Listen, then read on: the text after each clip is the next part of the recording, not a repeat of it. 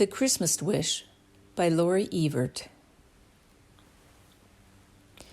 Long, long ago, in a place so far north that the mothers never pack away the wool hats or mittens, lived a sweet little girl named Anya, whose greatest dream was to become one of Santa's elves. One year, as the days grew shorter and the snow had fallen for weeks without a rest, Anya decided it was time to look for Santa Claus. Before she left, she remembered the kind old woman who lived down the lane. She had no children or grandchildren of her own, so Anya wanted to help her get ready for Christmas. As the old woman napped, Anya caught her naughty cat for her and decorated the gingerbread house they had baked together the day before. She swept out her sauna and found a small tree for her to enjoy. Then Anya delivered gifts to her friends and family, with a note saying she would visit them whenever her busy job with Santa would permit. Anya was well prepared for her journey. She watched the sky at night, observing the position of the North Star, and she memorized the great map on the schoolroom wall. Still, as she tied on her skis and began to glide away into the forest, Anya started to worry. What if I get lost? She wondered aloud. I can help you, sang a tiny voice. Startled, Anya looked back to see who had spoken. Up here, said the voice, and a bright red bird swooped down and landed on her ski pole. Anya explained her wish to find Santa Claus at the North Pole. But now I wonder if I'm foolish, she said. Not when you have the right friends, the bird answered. If you trust me, I can help you. But we must hurry. The days are short, and Christmas is very near. So Anya skied after the patient bird, who led slowly so the child could make her way through the deep snow. When they came to the mountainside, Anya flew so fast over the sparkling powder that the bird could barely keep up with her. At the foot of the mountain, the bird whistled, and they were greeted by a giant horse. You may sleep in my barn tonight, he offered. Tomorrow I can take you as far as one day and one night will allow. The cardinal fluttered away before Anya could thank him. Morning came in a blink. The gentle horse invited the still sleepy Anya to climb onto his back. They talked the day away as they trod through the snowy forest. Evening fell as they approached a mountain pass. The sky came alive with the dancing color of the northern lights. They stood spellbound for hours and fell asleep, the horse standing strong and solid with Anya lying across his warm back. Anya was sad when she awoke and remembered that the horse would have to leave her, but she knew that his people would be worried about him. Later, as they approached a gleaming icefall, the horse whinnied loudly 3 times, and from a hole in the ice appeared the oddest-looking creature Anya had ever seen. The muskox spoke slowly and softly. The cardinal asked me to escort you under the glacier to the tundra, she said. Then she turned and walked back into the dark cave. Follow her now, the horse told Anya. She is shy, but she is trustworthy. He saw that Anya was sad to leave him, so he said, When you are Santa's elf, you can visit me whenever you wish. But hurry now, Christmas is very near. Anya took off her skis and bravely joined the plodding ox.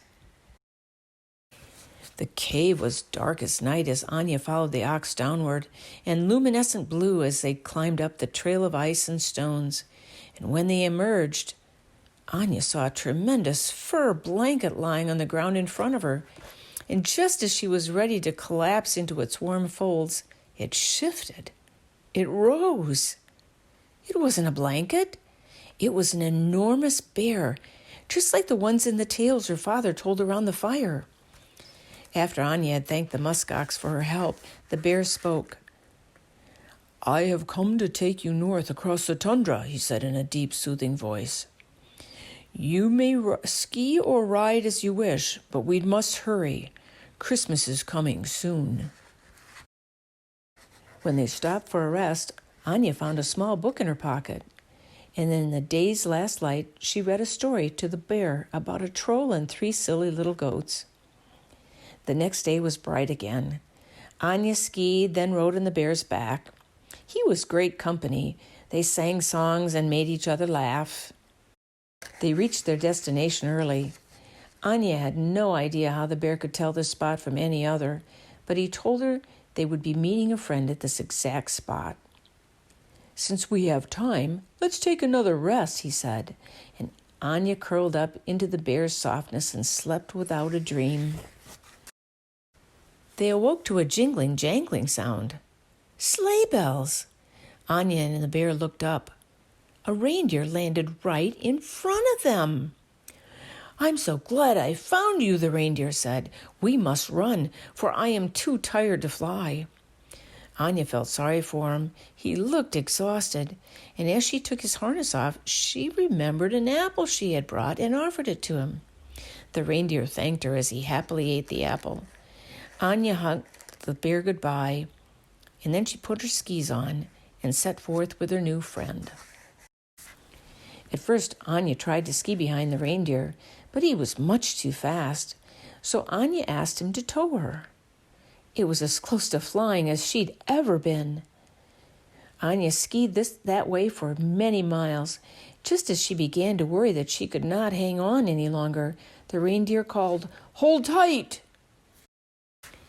In a flash, they were soaring through the sky. Anya watched as the ice gave way to the ocean she had seen in the schoolroom map. She saw eagles, whales, and giant icebergs that reminded her of the rock candy she made with her mother. And finally they landed in a lovely clearing surrounded by trees cloaked in snow. Then Anya's wish came true.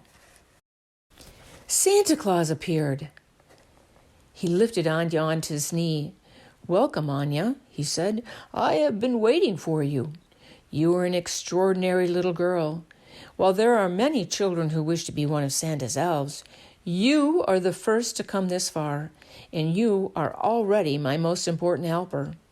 You bring kindness and joy to those around you all year long. Thank you. Now, may I ask you for a favor?" he added with a smile. "Will you help me drive my sleigh?" Anya was thrilled to give the command. "Fly!" It was very early Christmas morning when they landed near Anya's home. "Before I leave," Santa said, "I'd like to give you a very special gift. This is a magical bell. If you ever need help, ring this bell 3 times. Santa Claus kissed her on the cheek, and the next thing she knew, she was in her bed. Anya sat up and looked out the window and into the frosty morning. There was no sleigh, no reindeer, no tracks in the snow. She held the bell closely. Was it all a dream, she wondered? What do you think?